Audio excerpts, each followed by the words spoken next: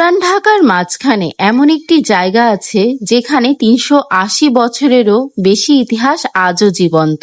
অনেকেই এখানে আসেন কিন্তু এর আসল গল্প জানেন না।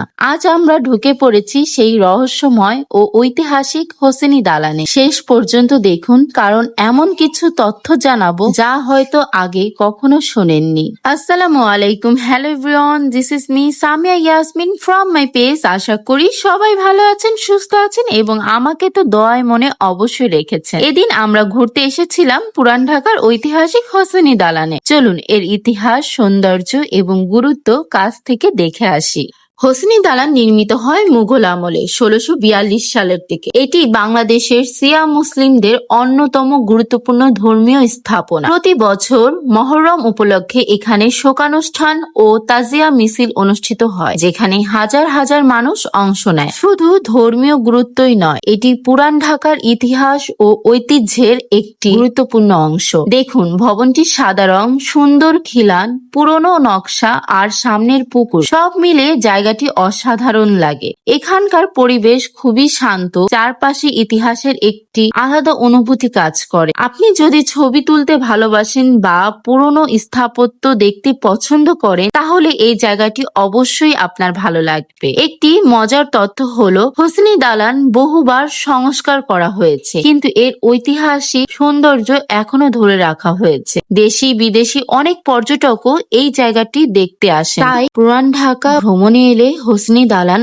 আপনার তালিকায় রাখতেই পারে। কেমন লাগলো হোসেনি দালান? কমেন্টে অবশ্যই জানাবেন। আরেকটি বিষয় হয়তো আপনাদের নজরে পড়বে, এখানে অনেকের গলায়, হাতে বা কাঁধে কালো বা সবুজ রঙের ফিতা, স্কার্ফ কিংবা দড়ির মতো কিছু দেখা যায়। অনেকেই এগুলোকে ধর্মীয় প্রতীক মনে করেন, তবে এগুলো শিয়া মুসলিমদের সবার জন্য বাধ্যতামূলক কোনো পোশাক বা নিয়ম নয়। অনেকেই মহরমের শোকের প্রতীক হিসেবে ব্যক্তিগত ধর্মীয় অনুভূতি প্রকাশের জন্য এগুলো ব্যবহার করে। তাই এগুলোকে সম্মানের সঙ্গে দেখা উচিত এবং কারো ব্যক্তিগত ধর্মীয় চর্চা নিয়ে ভুল ধারণা বা মন্তব্য করা উচিত নয়। এখানে সানজিদকে কে যেন লাড্ডু খেতে দিয়েছিল, ও আবার আমাদের সবাইকে ভাগ করে দিয়েছে। এখানে আমি, মা, সানজিদ মানে আমার হাজবেন্ড এবং গাদ্দু বাচ্চা সহ আমার নানি শাশুড়িও গিয়েছিল। সবাই মিলে আসলে খুব আনন্দ করেছি।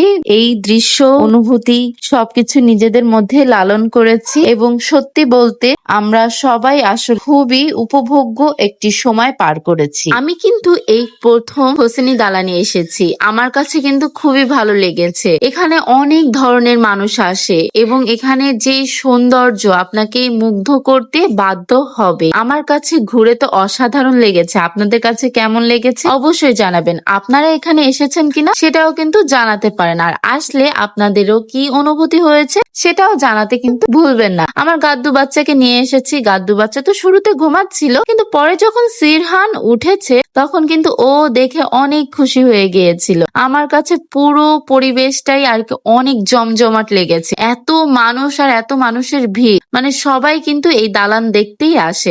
আর এখানে যারা মানত করে তারাও আসে। তো এটা যার যার আর কি ব্যক্তিগত ব্যাপার, এই বিষয় নিয়ে কথা না বলি। এখন আমরা হোসেনি দালান থেকে বের হয়ে এখানে শরবত বিক্রি করছিল বা লাচ্ছি বলতে পারেন, তো সেটাই পান করলাম। যেহেতু পুরান ঢাকায় এসেছি, একটু এখানের ঐতিহ্য সম্পর্কে জানতে এবং এখানে কি বিক্রি করে তা দেখারও খুব ইচ্ছা ছিল, তো সেই সম্পর্কেই আমরা জ্ঞান অর্জন করতে এসেছি বলতে পারেন। আর এখানে হোসেনি দালানে যে আনুষ্ঠানিকতার পাশাপাশি এখানে মেলাও অনুষ্ঠিত হয়েছিল, যেটা আপনারা দেখতে পাচ্ছেন। আমি আপনাদেরকে শর্ট শর্ট করে কিছু ফুটেজ দিচ্ছি। পাশেই এখানে একটি খাবারের দোকান ছিল যেখানে অনেক ভিড় ছিল। সেখান থেকে আমরা টিকা এবং লুচি বা বলতে পারেন চিকেন কাবাব এবং লুচি নিয়েছিলাম, যেটা আপনাদেরকে দেখাচ্ছি। এটা কিন্তু খেতে অনেক মজা ছিল এবং প্রাইসও খুব অল্প ছিল। যারা এসেছেন তারা অবশ্যই ট্রাই করবেন। আজকের ভিডিওটি ভালো লাগলে অবশ্যই লাইক, কমেন্ট, শেয়ার করতে ভুলবেন না এবং এসএস ফ্যামিলি হাবের সাথেই থাকবেন। আল্লাহ হাফেজ।